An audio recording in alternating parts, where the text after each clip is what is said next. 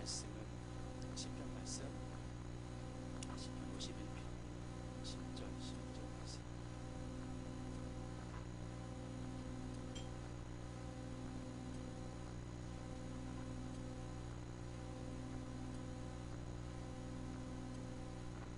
시편 51편 10절과 11절 말씀. 찾으셨으면 목소리로 찾으셨습니까? 시편 우리 찾으시면 축복입니다. 같이 읽도록 하겠습니다. 시작. 하나님이여 내 속에 정한 마음을 창조하시고 내 안에 정직한 영을 새롭게 하소서. 나를 주 앞에서 쫓아내지 마시고 주의 성령을 내게서 거두지 마소서. 다시 한번 읽어요.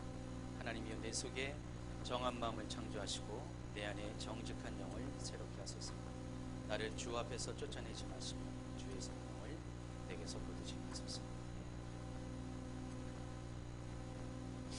주님들교회가 세워진 지가 4년 되었습니다. 2주 전에 기념 예배를 드렸는데 교회를 이전하고 급하게 드리는 예배였고 그날 마침 태국 선교여행을 떠나는 날이기 때문에 그냥 후다닥 지나가고 말았습니다. 제가 주님들교회가 축제수행하는 메시지를 전했는데 그것도 미처 말씀드리지 못했습니다. 이미 2주가 지났지만 오늘 그 부분에 대해서 이야기를 먼저 하고 말씀을 진행하도록 하겠습니다. 4년 전만 해도 주님교회라는 이름이 굉장히 낯설었습니다. 처음에 저희가 교회를 개척하고 사람들한테 이제 교회 이름에 대해서 이제 궁금하신 분들 물어볼 때 대답을 했습니다. 교회 이름이 뭡니까? 우리 주님교회라고 하면 둘 중에 한 분은 잘 못 알아들었어요. 뭐라고요? 어떤 교회인데 하면서 또 대목을 했습니다. 그만큼 주임대교회라는 이름 자체가 익숙한 이름이 아니고 낯설은 교회 카페가 네이버에 있잖아요. 네이버에서 검색하면 주임대교회가 전국에 딱 두 개 있습니다.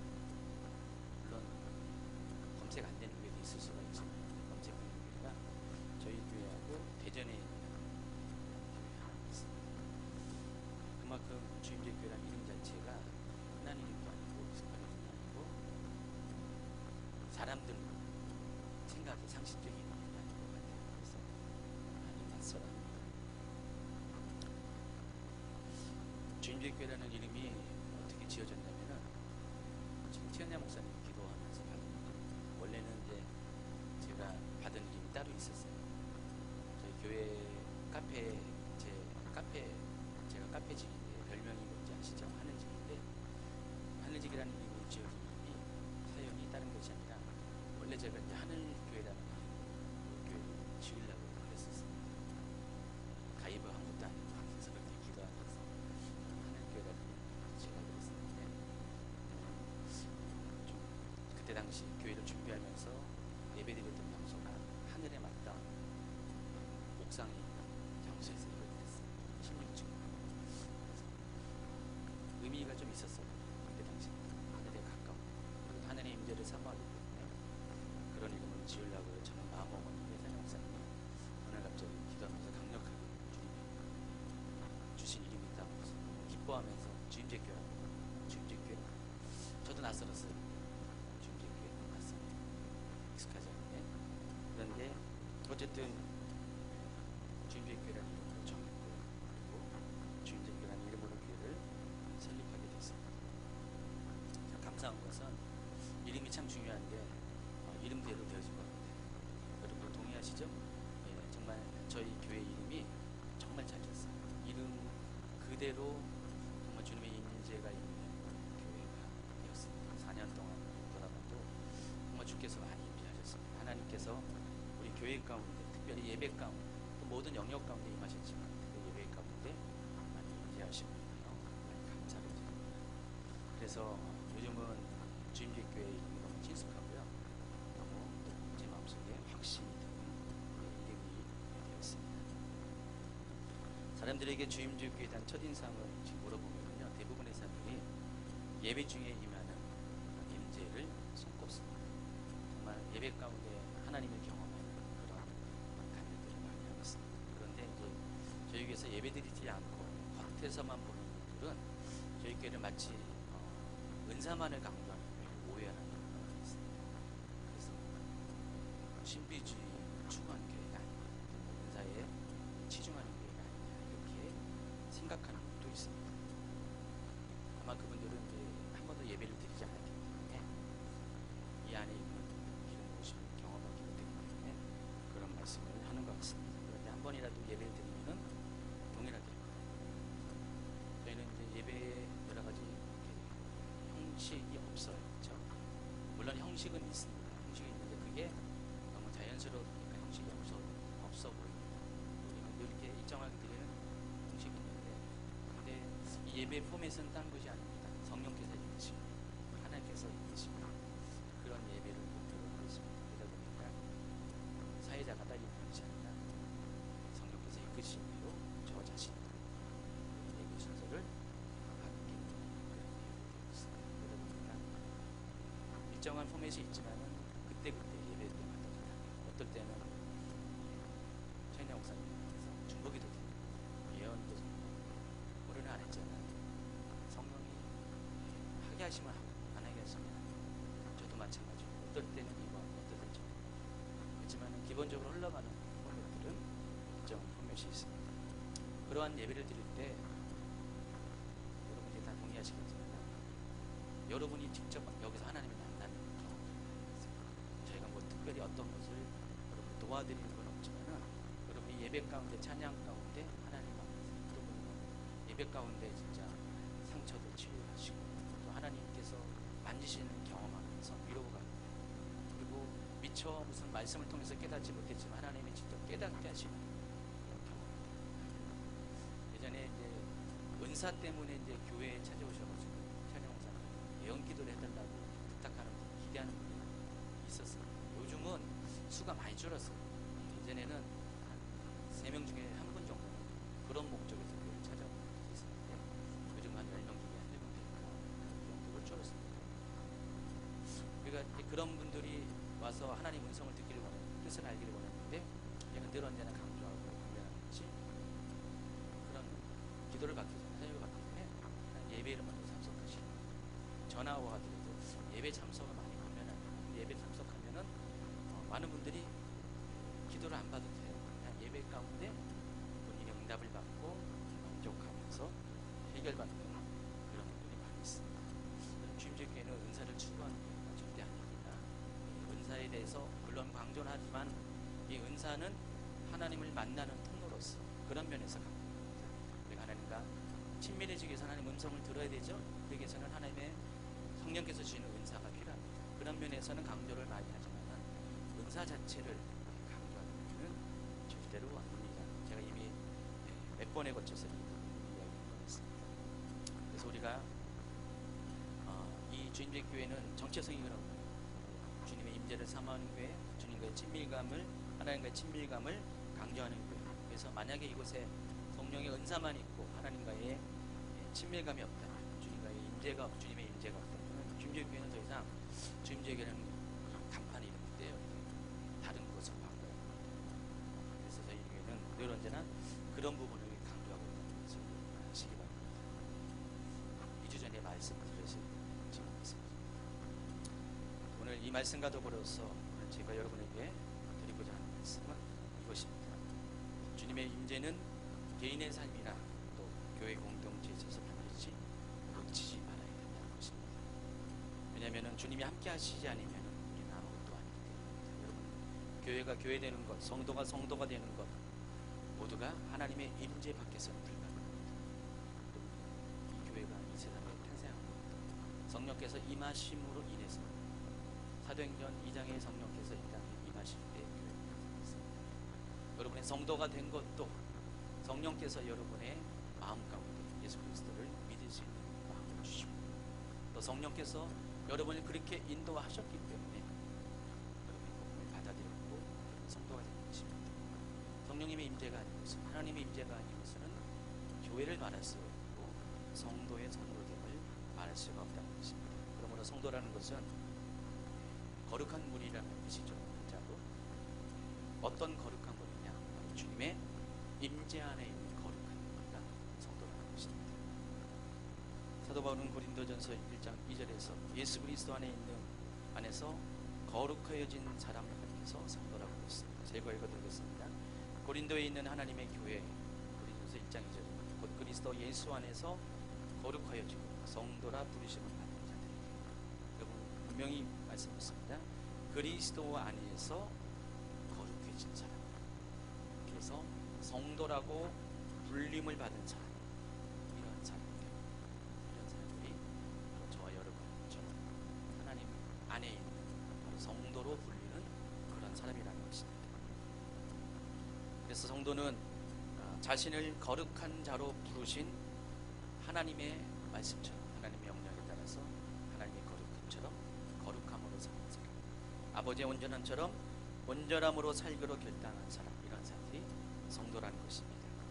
근데 이 성도가 되기 위해서는 전제가 뭐라고요? 주님의 임재가 있어야 됩니다. 주님이 함께 하심이 있지 않으면 우리 힘으로는 절대로 거룩해질 수 없음을 고백할 수밖에 없습니다. 요즘 기독교가 세상 가운데 질팔피고 있습니다. 욕먹고 있습니다. 공격당하고 있습니다. 두 가지 측면에서 우리가 이런 현상을 이해할 수가 있습니다. 하나는 우리의 잘못 때문에, 그러니까 정말 성도로서의 삶을 살지 못하기 때문에 기독교가 질팔피고, 또 한 가지는 때에 관한 것입니다. 마지막 때라서 그렇습니다. 마지막 때는 교회가 핍박받는 때입니다. 교회가 정말 거짓과 진리, 참과 거짓이 완전히 구분되고 분리가 되는 그런 시대에는 당연히 참된 신앙을 가진 사람, 그렇지 않은 사람, 곧 알곡과 가라지가 갈라지는 시대에 당연히 핍박이 있을 수밖에 없습니다. 이전에도 핍박이 있었지만은 마지막 때가 되면 더욱더 그것이 심해지는 시대라는 것입니다. 우리는 그렇게 살고 있어요. 그러다 보니까 불과 1-20년 전만 해도 그렇지 않았던 현상들이 많이 나타나고 있습니다. 교회가 정말 많이 핍박받고 욕을 먹고 있습니다. 그러나 이 시대적인 상황, 환경은 뭐 우리가 어쩔 수 없는 것이지만 우리가 또 할 수 있는 부분이 분명히 있습니다. 우리가 거룩한 성도로서의 삶을 산다면 우리는 어쨌든 간에 그 와중 속에서도 또 하나님께서 우리가 하여금 세상에 원래 우리 정체성을 주시는 소금처럼 빛처럼 우리가 살 수 있도록 우리를 허락하신다는 것입니다. 세상에는 교회가 많습니다. 한국어에도 한 5만 개 이상이 많습니다. 제가 이번에 태국 갔더니 교회가 없더라고요, 진짜. 근데 매형선에서 치앙마이로 가는 중에 교회가 한 2-3개밖에 없습니다. 산족교회 빼고 도심을 통과하면서 교회는 거의 못 봤어요. 한국 교회가 진짜 많죠. 어디 가든지 교회가 있습니다. 그러나 그렇게 많은 교회가 있음에도 불구하고 교회다운 교회는 많지 않습니다. 많은 성도가 있습니다. 그 많은 성도가 있음에도 불구하고 성도다운 거룩한 성도는 적습니다. 그렇기 때문에 한국 교회는 욕을 먹을 수밖에 없다는 것입니다. 마태복음 5장 13절에서 예수님을 우리가 뭐라고 했습니까? 너희는 세상의 소금이다. 14절은 너희는 세상의 빛이라고 말씀했습니다. 예수님께서 말씀하시는 것은 우리 보고 너희가 세상의 소금이 되라, 너희가 세상의 빛이 되라고 말씀하신 것이 절대 아닙니다. 너희는 이미 세상의 소금이다. 너희는 세상의 빛이다. 다시 말해서 크리스찬의 정체성에 대해서 말하고 있습니다. 크리스찬은 이미 주님 안에서 세상의 소금과 빛이라는 것입니다. 그래서 세상을 썩지 않게 하고 세상을 살맛나게 하고 세상의 어두움을 빛으로 쫓아내고 세상에 길을 비치는 것, 지금 크리스찬의 정체성이라는 것입니다. 그런데 그렇게 살지 못하는 이유, 욕을 먹는 이유는 다른 것이 아니라 소금이 맛을 잃어버리기 때문입니다. 빛이 빛을 잃어버리기 때문에 그렇게 그런 모습으로 전락할 수밖에 없다는 것입니다. 그래서 오늘 마태복음 5장에서 5장 13절에서는 그런 우리의 모습을 가리켜서 발에 밟히는 돌로 비유합니다. 우리가 소금이 맛을 잃어버리면 세상에 버려져서 발에 밟히는 돌이 될 수밖에 없다는 것입니다. 여러분 상식적으로 소금이 어떻게 맛을 잃어버리습니까? 소금은 그냥 녹아버리면 끝나는 것인데 맛을 잃을 수가 없죠. 근데 우리가 예수님 당시에 좀 생활 풍습을 이해하면 조금씩 이해할 수가 있습니다. 예수님 당시에는 일반적으로 사용하는 소금은 우리가 쓰는 가루 소금이 아닙니다. 그때 당시에는 암염이라고 해서요, 돌 속에 염분을 포함한 가지고 물에 항아리에다가 물이 담긴 항아리에 담궈가지고 소금기를 빼내어서 그 소금물을 가지고 소금의 용도로 사용하는 그게 암염이에요. 그래서 실제적으로 염분이 빠지면 어떻게 됩니까? 소금이 맛을 잃어버리게 되는 것입니다. 이렇게 되면 어떻게 됩니까? 이것을 더 이상 쓸 데가 없으니까 그 암염을 들어서 밖에서 내어 던지게 됩니다. 그럼 지나가는 사람들에게 밟히는 그런 일이 생긴다는 것입니다.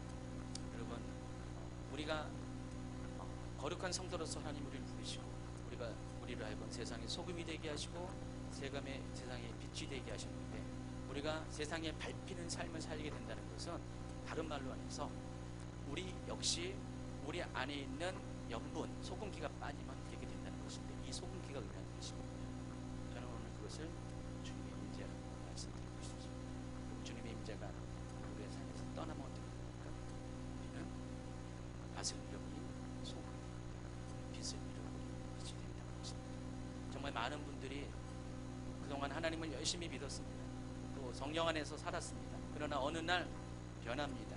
어느 날 추락하게 됩니다. 이미 많은 그런 위대한 믿음의 선진들이 이렇게 지금 현 시대에도 그런 사람들이 많이 있습니다. 그들의 특징을 말한다면, 그렇게 된 원인을 말한다면, 한마디로 말하면 그분들이 하나님의 임재 안에 있다가 임재 밖에 떠나게 되면, 임재 밖으로 나가게 되면은 누구든지 그렇게 될 수밖에 없다는 사실입니다. 저도 이제 주님교회에서 매주 예배를 드립니다. 매일같이 거의 예배를 드리다가 어떨 때는요 좀 이렇게 지칠 때가 간혹 있습니다. 저도 지칩니다. 간혹 있는데 그때가 되면 최은야 목사님도 자주 지치고요. 저희가 이제 마음속에 그 원하는 게 있어요. 육신이 원하는 게 있습니다. 뭘 원하냐면 쉬고 싶다. 쉬고 싶다. 그래서 어떨 때 하루 이틀을 쉴 때가 있어요. 근데 하루 이틀을 쉬고 오면은 육신은 좀 쉼을 얻은 것 같지만 문제가 생깁니다. 곧바로 이어지는 다음에 그런 예배 스케줄에 뭔가가 좀 힘들어요. 그러니까 그 전에는 임재 안에서 쭉 지내오면은 예배 드리는 것이 아주 자연스럽고 그냥 임재 안에서 늘상 예배 드릴 수가 있는데, 잠시 멈춰가면은 뭔가 좀 달라요. 임재가 약해. 다른 말로 하면 기름 부음이 좀 부족함을 느낍니다. 그러면은 그것을 회복하느라고 좀 약간의 몸을 애쓰고 해야 됩니다. 저는 하나님께서 우리에게 일용할 양식을 구하라고 하셨는데, 저는 일용할 양식을 구하라는 이 말의 의미를 아주 깊이 많이 경험하고 있습니다. 여기서 일용할 양식은 단순히 우리의 삶에 필요한 양식만을 말하는 것이 아니라 이 일용할 양식 안에 일용할 은혜도 포함되어 있습니다. 아셔야 됩니다. 여러분, 은혜는요 유효기간이 하루밖에 안 돼요. 정말 그렇습니다. 유효기간이 우리 만나를 하나님이 우리 주신 것이, 만나를 통해서 우리에게 깨닫게 하는 것이 있습니다. 만나는 유효기간이 하루죠. 주일만 드리죠. 지금 날 대부분 하루입니다. 우리가 받는 은혜도 그런 것 같아요. 여러분은 은혜를 충분히 받고 임재 가운데 예배를 드리겠습니다. 오늘 하루는 아마 여러분이 아주 영적으로 잘 안식하며 살 겁니다. 그러나 당장 월요일이 시작하면서 여러분이 또다시 그 임재로부터 출발하지 않으면 어떻게 됩니까? 여러분 똑같이 세상에 속한 사람, 세상 사람, 차이가 없는 사람에 불과합니다. 역시 여러분은 화내고 분내고 역시 미움을 갖고 역시 염려하고 그런 삶을 사는 것이 우리라는 것입니다. 저도 그렇다는 것이죠. 아마 여러분보다 제가 더 그런 것 같아요. 저는 이제 하루라도 이제 임재 밖에 딱 떠나면은 그래서 많이 그런 것들을 느낍니다. 저도 이제 실패를 통해서 이런 것들을 많이 깨닫고 경험한 것 같아요. 그래서 제가 여러분에게 간혹 강조하는 것이 바로 오늘 필요한 일용할 양식을 구하듯이 오늘 필요한 일용할 은혜를 구하는 삶을 살 것을 구합니다. 우리가 이러한 준비가 없으면, 자세가 없으면 우리 또한 역시 세상의 사람들, 임재 밖에 있는 사람들, 성도가 아닌 사람들과 동일해질 수밖에 없기 때문에 그렇다는 것입니다. 이와 같이 하나님의 임재, 주님의 임재라는 것은, 성령의 임재라는 것은 크리스찬을 크리스찬답게 살게 하는 아주 중요한 것입니다. 바로 우리가 성도가 성도로서 거룩한 삶을 살 수 있도록 도와주는 가장 핵심적인 것이 주님의 임재라는 것입니다. 여러분이 소금이 되는 것, 여러분이 세상에 빛이 되는 것 다른 것이 아니라 바로 여러분이 어떤 노력을 해서 되는 것이 아니라 주님의 임재가 그것을 가능케 한다는 것입니다. 자, 오늘 본문 말씀이 속해 있는 시편 51편을 보면은 이스라엘의 성군 다윗이 죄를 짓고 이 죄에 대해서 지적을 받습니다. 나단 선지자에게 지적을 받습니다. 그가 지은 죄는 바로 밧세바라는 여인과 간음한 것입니다. 그걸로 인해서 하나님이 나단 선지자를 보내어 그를 지적할 때 다윗 왕은 곧바로 회개를 합니다. 그리고 그 회개의 마음을 적은 시간 시편 50편입니다. 1절, 2절, 3절을 한번 같이 읽도록 하겠습니다. 어차피 펴놓은 거니까 시작. 하나님이여 주의 인자를 떠나 내게 은혜를 베푸시고 주의 많은 궁리를 따라 내 죄악을 지워주소서. 나의 죄악을 맑게 씻으시며 나의 죄를 깨끗이 지으소서. 모든 나는 죄가를 아오니 내 죄가 항상 내 앞에 있나이다. 다윗은 자신의 죄를 먼저 하나님께 솔직하게 고백합니다. 부정하지 않습니다. 변명하지 않습니다. 나단 선지자가 지적한 그대로 자신의 죄악들을 하나님께 고백을 합니다. 그리고 나서 10절과 11절의 구한 기도, 오늘 읽어드린 본문 말씀의 기도는 그것입니다. 하나님이여 내 속에 정한 마음을 창조하시고 내 안에 정직한 세우게 하소서. 나를 주 앞에서 쫓아내지 마시며 주의 성령을 거두지 마시옵소서. 회개한 자가 주님께 구하는 것은 바로 이것입니다. 바로 우리가 회개를 하고 우리 안에 있는 모든 죄악들을 깨끗이 씻음 받은 다음에 우리가 하나님께 반드시 구할 것은 주님의 임재라는 것입니다. 이분 이 자리에는 없지만은 아까 오전에 참석했던 지난주 태국 갔다 와서 간증했던 두 분이 있었는데 한 분은 남자분, 한 분은 여자분.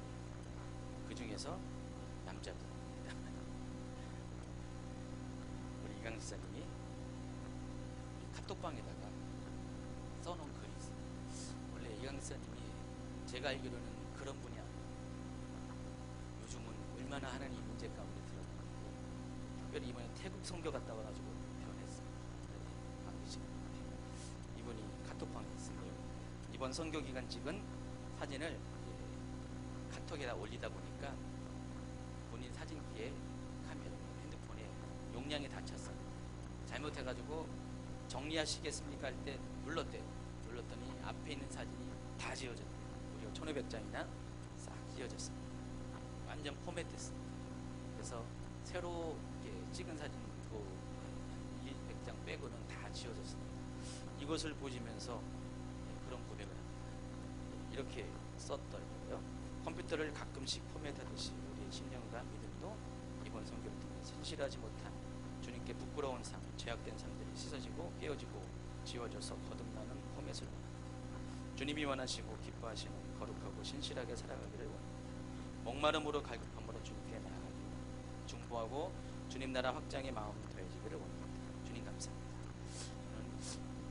아니 여러분은 평소에 이런 말씀을 하신 것은 그냥 대단하지 않다고 생각하는데 평소에 그러지 않은 집사님 이런 말씀하니까 저는 대단한 거예요. 대단해가지고 작년만 해도 그랬어요. 집사님이 말씀을 전하면 이제 거룩한 삶에 대해 얘기하고 하나님과 동행을 얘기하면 목사님 너무 어렵습니다. 아는데 그게 피부로 와닿지 않는다는 것이 좀 힘듭니다. 오히려 부담을 많이 느끼셨었어요. 작년만 해도. 근데 요즘은 아니에요. 바뀌셨어요. 이게 뭔지 아시는 거예요. 그래서 하나님의 임재가 뭔지, 은혜가 뭔지, 성령께서 함께 하시는 것이 뭔지를 알게 되었습니다. 우리 남성분들 기억하시죠? 몇 달 전에 세리머니 많이 했잖아요. 제가 교회를 28년이나 다니고 그동안 28년 다니고 종교인이었어요. 이제 신앙이 된 건 1년밖에 안 됐어요. 고백을 하셨잖아요. 기억하십니까? 저는 기억하십니다. 근데 실제로 집사님이 많이 바뀌었어요. 바뀌었는데 제가 이 집사님이 바뀌는 것들을 쭉 옆에서 보니까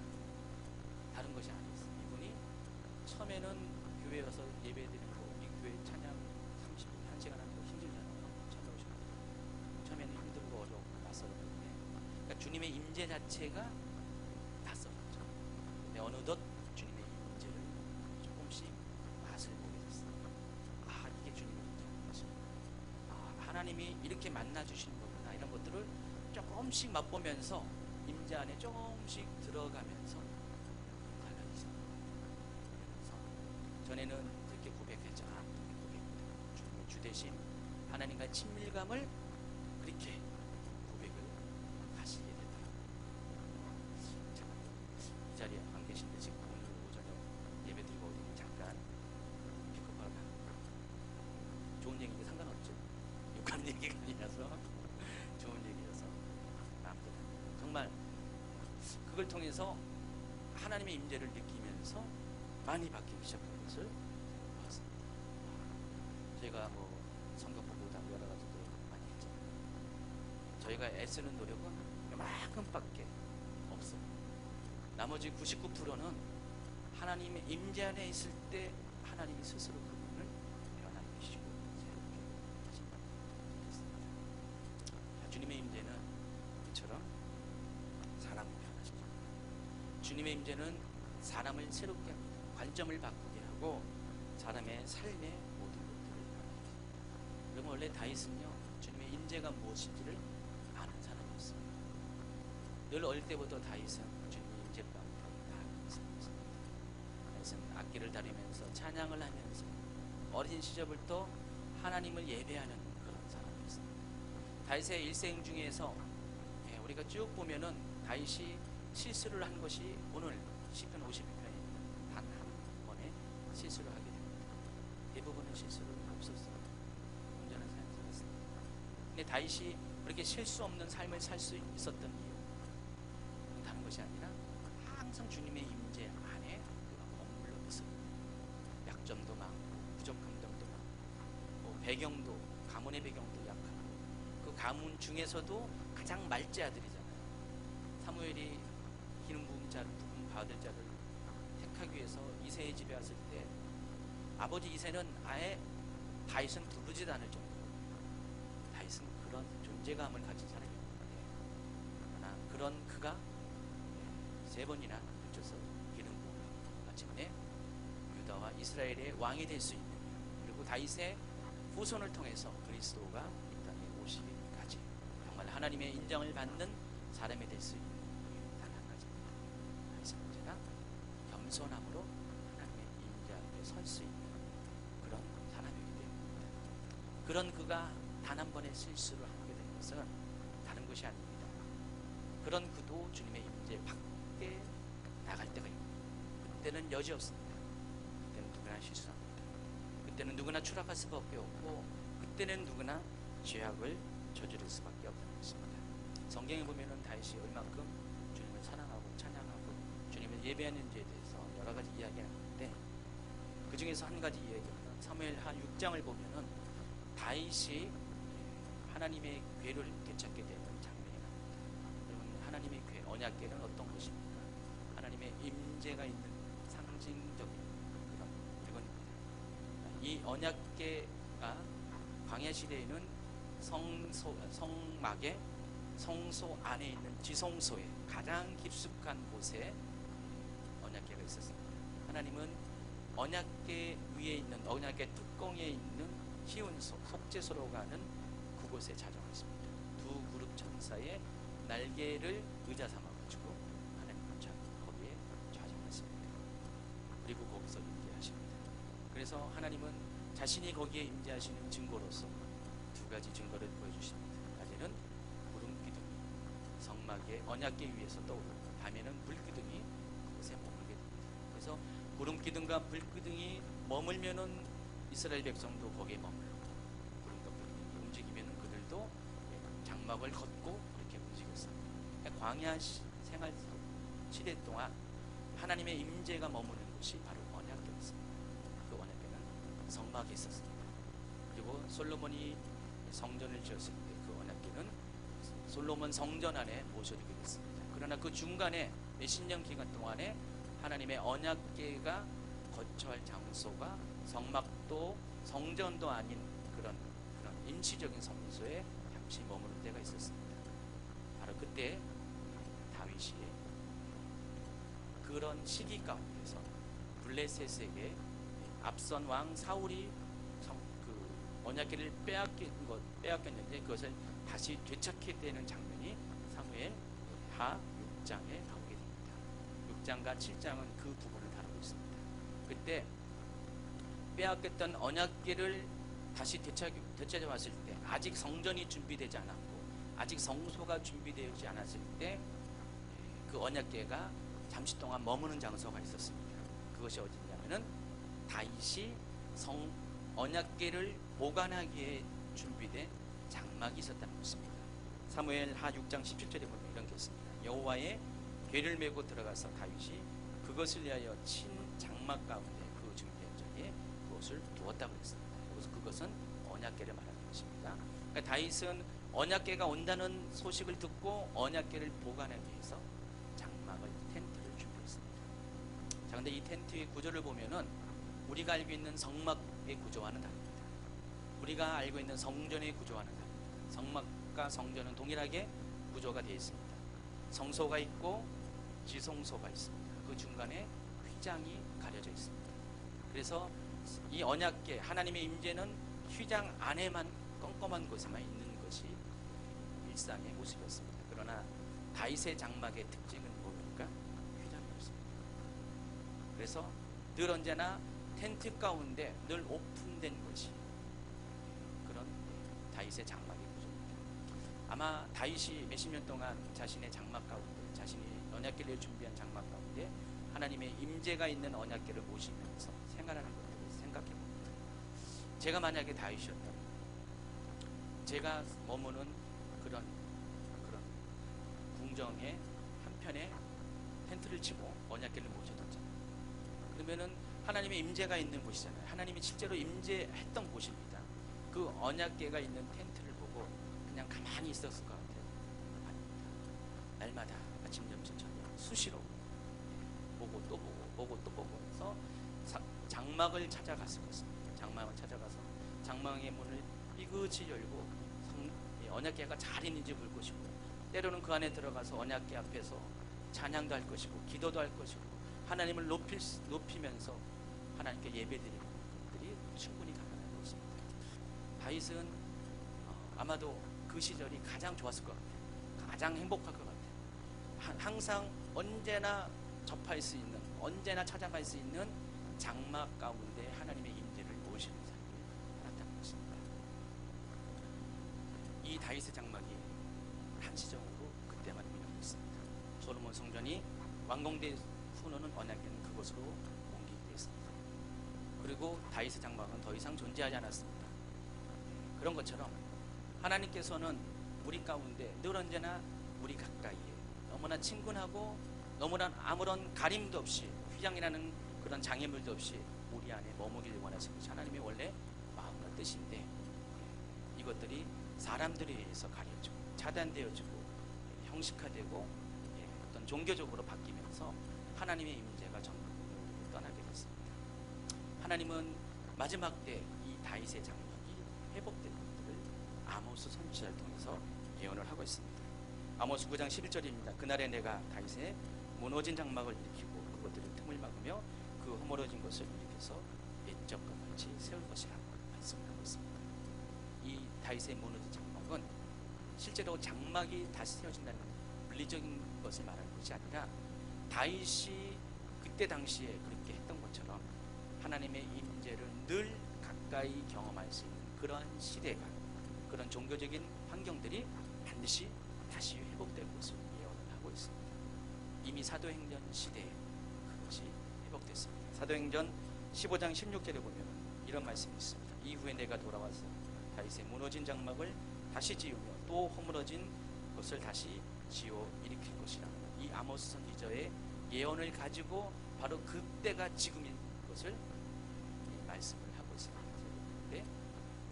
사도행전의 그 시대로부터 지금까지 하나님은 하나님의 임재를 지금까지 계속해서 우리 곁에서 떠나지 않도록 다윗의 장막을 돌아오셨습니다.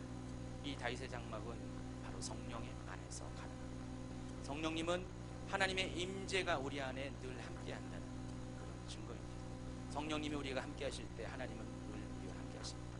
우리가 초대교회 이후 사도행전 이후에 성령의 역사를 통해서 성령의 임재를 통해서 우리는 그 이전 세대가 경험하지 못했던 하나님의 임재를 늘 모시는 삶을 살 수가 있게 되었습니다.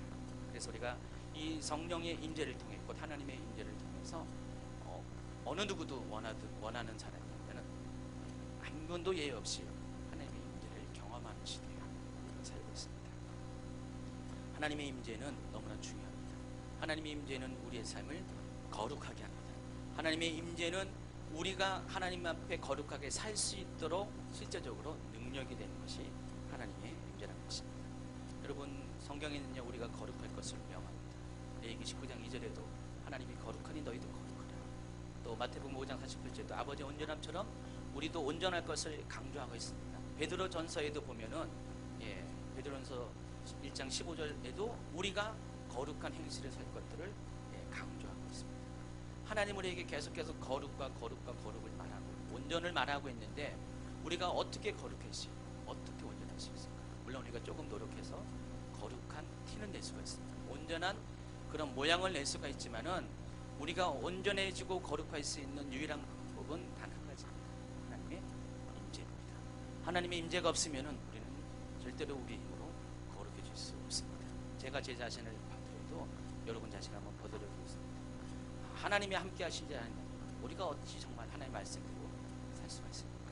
성령께서 나를 인도하지 않으시면 성령의 임재가 없으면은 우리가 어떻게 그러한 삶을 살 수가 있습니까? 정말 우리가 이렇게 살 수 있는 것은 오직 하나님의 임재밖에 없음을 우리가 이해할 수, 고백할 수밖에 없습니다. 그래서 우리가 이 거룩한 삶, 성도로서의 삶, 세상의 소금과 빛으로서의 삶, 또 왕적인 권위를 가진 삶을 살 수 있는 모든 것의 근거, 모든 것의 핵심 열쇠는 주님의 임재라는 것 인정하시고, 그래서 오늘부터 여러분 삶 가운데 주님의 임재를 더욱더 사모하시기 바랍니다. 다른 건 다 놓치더라도 하나님의 임재만, 성령의 임재만 놓치지 마시옵소서. 시편 51편 10절 11절에 다윗의 고백은 아주 실패를 통해서, 뼈저린 실패를 통해서 결론한 그런 고백입니다. 하나님의 임재 안에 있을 때는 그가 실수하지 않았지만 잠시 하나님의 임재 밖에 있을 때 다윗 역시 실수하고 실패할 수밖에 없기 때문에 다윗은 이 실수를 통해서 하나님 내게 정직한 마음을, 영을 새롭게 하시고 나를 주 앞에서 쫓아내지 않으시고 주의 상태에서 거두지 말라고 그렇게 당부하고 있습니다. 여러분 삶 속에 다윗처럼 이와 간구할게요. 힘들고 어려울 때마다, 실패할 때마다, 낙심할 때마다 하나님 뜻이 아닌 세상의 뜻을 쫓아가는 것 같이 내 자신이